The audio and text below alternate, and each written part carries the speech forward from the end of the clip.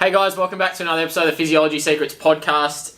We're going to go through, if you remember back a little while ago, sort of late last year, Luke put himself through a bit of a challenge to get to 2,000 watts on the bike as quickly as he could. So mostly working in the gym and then a little bit of bike work mixed in to get as close as possible. I think, what did we get to late October? 1973, I think was 1973. So if you're looking through the Mets Mastermind, you would have seen some updates through there. And then if you have been looking recently, just cracked the 2,000, was it last week? Yeah, so for the first time, cracked 2,066 watts last week. And a little bit interesting in terms of the preparation for that. We'll go into that a little bit later on, or lack of preparation leading into that last little bit to tip over the edge and get the 2,000 watts. So we want to share with you guys a bit of an insight into, one, how we got there, because we've got a few athletes at the moment who are cyclists looking to boost up their peak power output, particularly for sprinting, and go through what you did initially to get so close, but then what sort of happened in the last couple of months, even though preparation may have sort of gone out the window a little bit, but how you still managed to get up there to 2,000. So do you want to just give a quick rundown of that first initial, I guess it was 12 weeks really, wasn't it, of training, what you did, what you didn't do, because there was a lot of non-bike work that was in there? Yeah, I mean, so as a general overview, I started this challenge, it was exactly 2,000 hours from my wedding day, which was November no, it wasn't. That's when I went away. November the 3rd was when I went away. My wedding day was 2 weeks prior to that. So essentially, the reason for the challenge was really just accountability to get out and do something. I was getting a bit slack over winter. So I thought, hey, why not do 2,000 watts in 2,000 hours? So I started, it must have been in June, July, it must have been July, whatever, 3 months out from November. So yeah, it was 80, I think I had 89 days, whatever the 2,000 hours works out to be. So what I did first was I jumped out and did some baseline testing just out in the field, which I'd use the tax at first, but I didn't. You blew it up. Didn't like it. Cadence too high. Yeah. So I went out and did some baseline testing and hit, I think, 1,230 watts. So that was probably a little bit lower than I'd hoped, given that I wanted to hit 2,000. But that was the baseline, and then from there it was essentially it was a mixture of strength working on the bike work, predominantly strength, only twice a week. I was only doing sort of 2 times a week in the gym, but did just the very basic overview of strength. So I started off with 4 weeks of hypertrophy and movement competency, just making sure I could squat and deadlift and leg press and all that with the right technique, because it's been probably 2 years since I've seriously been in the gym. Then I went into 4 weeks of max strength, so that was like 1 to 3 reps, but like maximal workload. Again, similar, trying to be as specific as I could to cycling, particularly with the leg press being the exact action that you're going to do on the bike. And then the last 4 week block was a sport specific power block where I did a mixture of plyometric training in the gym, so such as box jumps, but I technically aren't plyometric, that's power training, so box jumps, things like that, as well as then on the bike sprinting, pretty much go down the velodrome and just did something along the lines of 7 by 5 second maximal efforts with about a 3 to 5 minute recovery, just to make sure everything was I was neuromuscularly fresh and giving everything I had. So that was an overview of sort of the program and the bare bones of it, and sort of why I did it was just for a bit of fun. And then in terms of the results, it just happened to respond very well to it. I mean, I am more of an anaerobic athlete. I always have been. Like, I do respond a lot better to that. We see my lactate get to 7 point whatever threshold. Like, I am more built for that. So it was probably partly genetic was the reason that I could improve so much, which was just lucky genes, I guess. But it progressed pretty well. So I think I was averaging about 10 watts a day improvement. Yeah, it was pretty big. At one stage. So so I think after a week, I think I hit 1,300 and something too, which is like 1,450, and then I got up to 1,500, and it was sort of just it worked out to be about 100 watts every 8 to 10 days. So it got pretty lucky, and then as I said, I got a little bit, probably it would have been about a week out from my wedding, so 3 weeks out from the actual official end date. Probably a little bit complacent, because I think I hit 1920 or something like 3 weeks ago, and I was like, should be right. And then wedding celebration, so on and so forth. And I actually just pulled up a little bit short. So that's 1973 was the peak that I got, and I did get that 2,500 one, but that was definitely dodgy. So I can't claim that. I was like, unless I can repeat it, I'm not going to claim it. So that was a bit of a dodgy reading, I think. So just missed out, and then so that was November, and now it's May, and I kind of stopped training after that. I didn't really specifically try. I was like, I was a little bit disappointed that it was like so close. But then I was like, oh, I kept training and I didn't. I just stopped. I was like, tick it off is good enough. But, so when I say I stopped training, I stopped going to the gym, but I'm still doing stuff. Like I'm generally active. Not a lot. Probably riding once, maybe twice a week. Not specifically training for this anymore, but as we'll talk about soon, just being able to maintain anaerobic adaptations are relatively easy to maintain if you're generally staying active. And although I wasn't training specifically for hitting 2,000 watts now, just by doing a little bit of sprint work, whether that be on the bike or predominantly running, it's still the same sort of muscle groups, and you can maintain a lot of your fitness that way.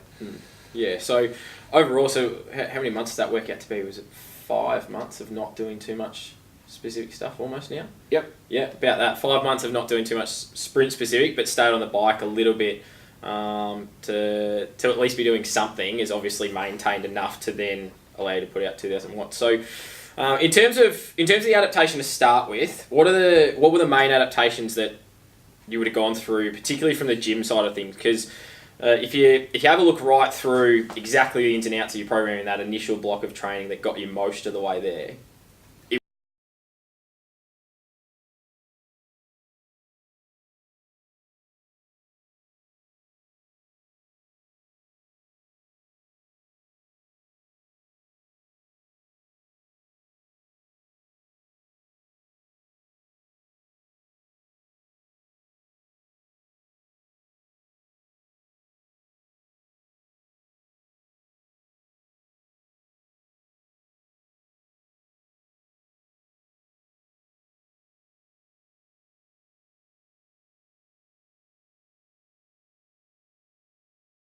my brain to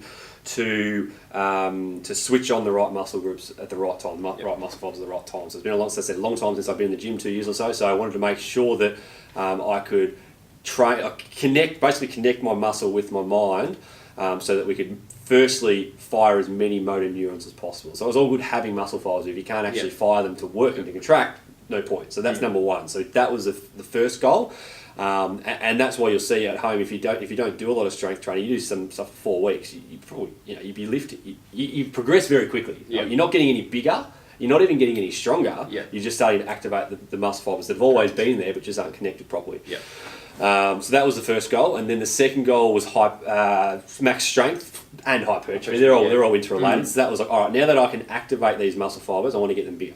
Simply get bigger. And I put on about 5 kilos. Probably to be fair, probably 2 kilos that was fat, but at least 3 kilos was muscle. All right, so I did put on quite. Fibers that are working, and now they're bigger and more powerful fibers. Now I need to get those bigger, more powerful fibers contracting as fast as possible. That was the last bit, the last block. So that's basically the process I went through to get it as much power as possible. Because power being speed and strength, all good having strength, but if you can't contract quickly, which is the sport-specific speed stuff at the end, then you're not going to be able to put out 2,000 watts. So they're the 3 elements I went through, and then I just chose exercises that either worked specific muscle groups and or closely correlated to the skill that I was doing, which is cycling. So a lot of my stuff was leg pressing over squatting. Leg pressing, because technically I'm not that great at squatting, as being technically efficient. So I just said, I'll do leg pressing, less injury risk, I can produce more force, I don't have to worry about the core components, so on and so forth. So I'm sitting down, it's safe, I was pushing load up a lot more, Exactly. Like I was loaded up, I had a pretty significant leg press, but I couldn't squat that much because I have a lot of back issues and all the other stuff that everyone has. So I kept it quite simple from that, because I was like, I don't care about the movement of a squat. I just want to get a specific movement, which is a leg press, and load it up as much as possible to really fire those motor units. So I did leg pressing, and then I just did some basic deadlifts just to get you don't want to just load up your quads, etc. You get the hamstrings involved and everything else as well. So got specific muscle groups and then specific movements. So that's sort of how we did it then. In terms of maintaining, I mean, the anaerobic adaptations you don't really lose very quickly at all. So it doesn't take, we know from aerobic we need to do roughly 2 times a week, high intensity, just to maintain VO2 max. And if you take more than about 10 days off, you're going to significantly lose your aerobic adaptation, starting with blood plasma. But anaerobically it takes a lot longer. And I can't give you specifics. We read some stuff on just before, but we're talking weeks to months before you start to lose that anaerobic stuff, right? And it's quite funny because a slow twitch fibre, like an endurance fibre, that will actually convert to a fast twitch as default. Yeah. So you can actually potentially lower your aerobic and actually get more fast twitch. Now, they're not necessarily conditioned fast twitch fibers, but it's funny how the body naturally goes towards being anaerobic when it can, when you do nothing, as opposed to being aerobically adapt. So I didn't do any specific. I actually stopped going to the gym, but just simply footy season and going out for rides every now and then. I'd like to just push a bit of power, a bit of sprinting, mostly running, but just enough to maintain what's there. I'm still the same weight, so I haven't been like measuring skin folds or anything, but I feel about the same, so I'll probably maintain most of that hypertrophy, maybe dropped off a bit, but I'd say the muscle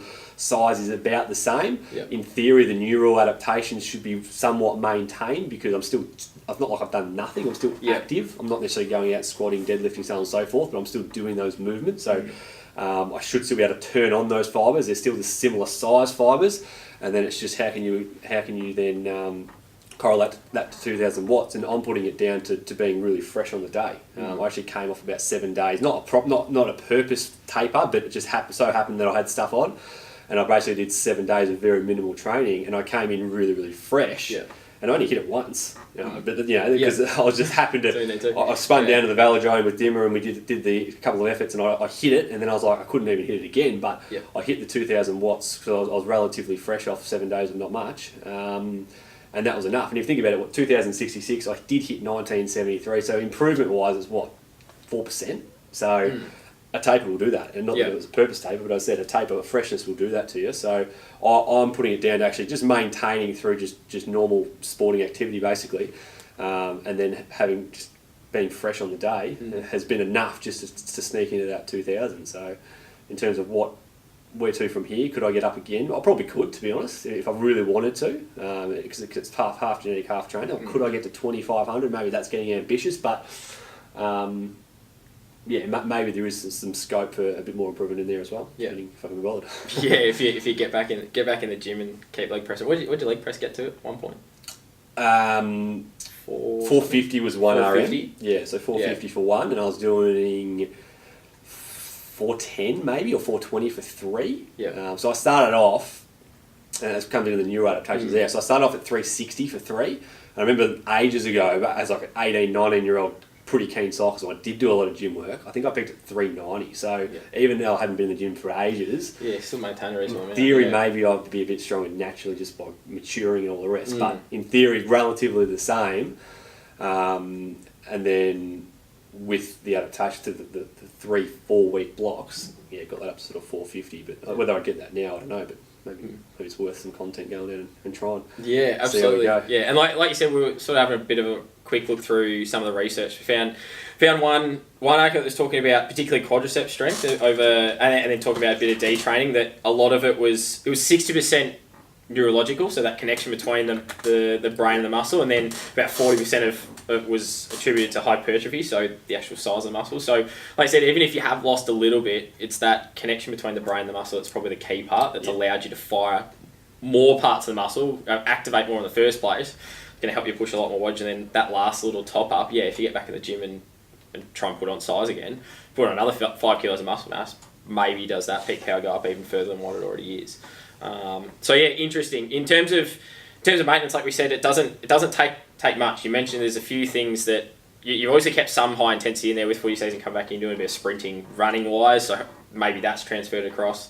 Do a bit of sprinting on the bike. It doesn't take much, but you can't just do nothing, I think is the key message out of that. If you were to do absolutely nothing for 3 months, that's where it starts to go away. And this is, I guess, alluding to more tapering. We've got guys coming up to, particularly like Cairns Ironman's coming up, Gold Coast Marathon starting to come up. We had guys, Tyler went and raced on the weekend at Port Macquarie. In terms of that taper period being critical, I think, first of all, that making sure you're fresh enough to then be able to perform. You can gain that 3-4% by doing the taper correctly, maintaining a bit of intensity, dropping the volume. But I think a lot of people underestimate the neurological fatigue or that mind-muscle fatigue, as opposed to just heaviness in the legs because you've done a hard threshold session or having a bit of muscle damage because you've done a heavy leg session. It's nervous system fatigue. That's probably a big one that, I mean, we see it a lot when we talk about like heat load stress and as a result of long duration events. But do you want to just quickly touch on a little bit about how that might impact someone? Yeah.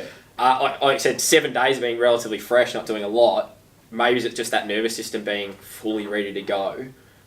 Did you do anything in the warm-up as well that might just help wake up the nervous system too? It's probably a good starting point. So I'll start just before that, because it just popped to mind. So I think neuromuscular freshness is probably not a discussion for another podcast. There's so much you could talk about, but it might actually explain why I didn't hit 2000 in the first place, because I got to locking out at 1970, and then it's like, oh, geez, I'll try again tomorrow, because I'm running almost every day, weren't you? Yeah, I'm running out of time. I've got 3 days to go, so then I do it the next day. Wasn't sore, but I wasn't neuromuscularly fresh. Yeah. So I tried again, and you couldn't do it. You tried again.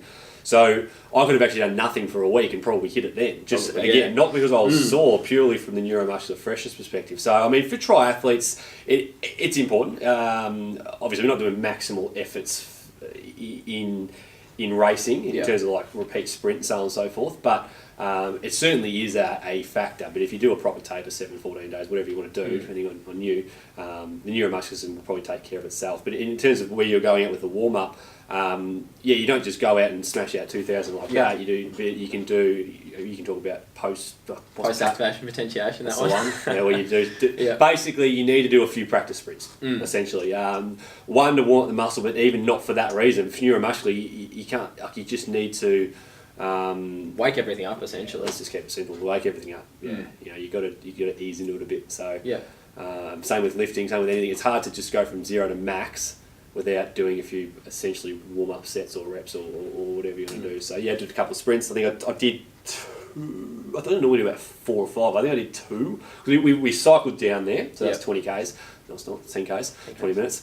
So that warmed up the muscles enough, and then I just did 2 or 3 just 5-second sprints. I think it was like 1500, 1700, 1800 or something. And then I thought, I'll just have a proper crack, 3-minute recovery, fully fully replenished my phosphocreatine, so my sprint system's all ready to go. And then just gave it a crack and happened to hit it, and then I couldn't hit it again because I wasn't neuromuscularly fresh again. So it is important. But a normal taper should make you pretty neuromuscularly fresh. But that's also why we say don't do a VO2 set on a Tuesday and then do it again on a Wednesday, because you're not neuromuscular. You might be sore, but even if you're not neuromuscually fresh. You need time to adapt, so on and so forth. So there is a little bit of an element of that in that for endurance athletes. And a big one in terms of the strength training for endurance athletes too, and something I'm big on, is that you don't need to be coming out of the gym not being able to walk if you're an endurance athlete. It's all about that nervous system aspect. So a lot of guys that we coach at the moment will know that they get big rest periods in the gym. They might lift a little bit heavier than what they're probably used to at times, but it's all about developing that nervous system. If they come out of the gym and they're not sore immediately after session, the goal of that session wasn't to get them sore. The goal of that session was to change what their nervous system's doing, because everything else, aerobic, anaerobic, is going to be specific to their sport, most likely, if they're on the bike, running, etc. So being fresh from a nervous system perspective, particularly in the really short stuff, the sprinting stuff is useful, but it can have an impact on subsequent sessions, like a VO2 max interval session. You obviously don't have dead legs going into something like that. We have to put maximal speed. We see it all the time as well when guys come in for testing and they're already tired before going into the testing. If they've done like a heavy lift or an interval session the day before, we just don't recommend it because you're already cooked. Yeah, I think people need to understand that, especially from an endurance athlete perspective, we don't need to be able to squat 300 kilos. That's not the goal. We really just need predominantly train the nervous system. You're going to get plenty, and this is the thing, people go to the gym and do local muscular endurance stuff. So they go down and they'll do 30 lunges. You just go for a ride. You're doing the same thing. Like you are getting enough muscular endurance training just through doing aerobic style training, because that's all it is. You're not going maximal. It's a sub-max intensity and it's repeated. So why don't you just go for a run or go for a cycle? It's the same thing, right? That's what we do day to day. You have plenty of muscular endurance already. So if you go to the gym and you do that and you get fatigued and then you go do your training session and that reduces the intensity, and it just makes it all rubbish. You're doing too much, you get injured, so on and so forth. Like in my second phase, the 4 week where I was doing max strength, I'd go in and I'd do 5 reps in total. So one rep, rest 3 minutes. 1 rep, rest 3 minutes. 5 times. Warm up, cool down, sure. But 5 stimulating lifts is all I would do. I was never sore the next day. And I wasn't even doing other stuff. But the point is, it's not. You don't need to get sore. You just need to get that adaptation. And what's the goal of it? I needed to be fresh. It's quality, not quantity. I guess that's the summary. And it's the same with a lot of stuff. It's quality, not quantity. So I think endurance athletes, I think you can jump in the gym. Let's say if you've got a race in 3 months, what's the point in getting sore in the gym? And Correct. You can't. If you've got lots of time, sure, maybe there's an element where you can get really tired. And depending on what your goal is too, if you're looking more like if you're going, all right, all of a sudden your road cyclist you want to transition to track cycling and be a sprinter, Yep. you're going to have to put on size in the gym. It's going to induce a bit of muscle damage to be able to produce that growth and development. There's a purpose to it. But for most, it's just about developing that nervous system, that neural adaptation primarily. It's the same thing when we talk. I bring it back to the analogy of when we see endurance guys come in all the time, all they do is long slow. The way they're going to get better is going out and do the high intensity stuff. It's the same thing in the gym. All you do in swim, bike, run, row, whatever, is sub-maximal repeated movement again and again and again. Take that, let's isolate it, go real maximal, and we can open up all this untapped potential that we potentially don't have previously. Yeah, spot on. I say it's just it's let's say you go out and you're cycling it. I don't know. People do strength endurance. I don't want to get into that, but people go out and do some riding, and let's say you're pushing 30% of what your max is, 30%, 30%, 30%, and your max is 1,000 watts, right? Go in the gym, make your max 2,000 watts, and now instead of it being 30%, it's now 15%. You're actually pushing less of your max. You're gonna, because you have more top end strength. It's gonna make the bottom end feel a lot easier. Yeah. So you don't need to train. Most people don't need to train their endurance, their muscular endurance. They need to train probably the nervous system, bring that up, drag everything else up potentially with it. So. And it's something we haven't really tested yet, and I'd still be interesting to see what it does, and maybe with a few of the guys that we're going to trial some of these training protocols on. Is 2,000 watts is great over sort of 1 second, 3 second average.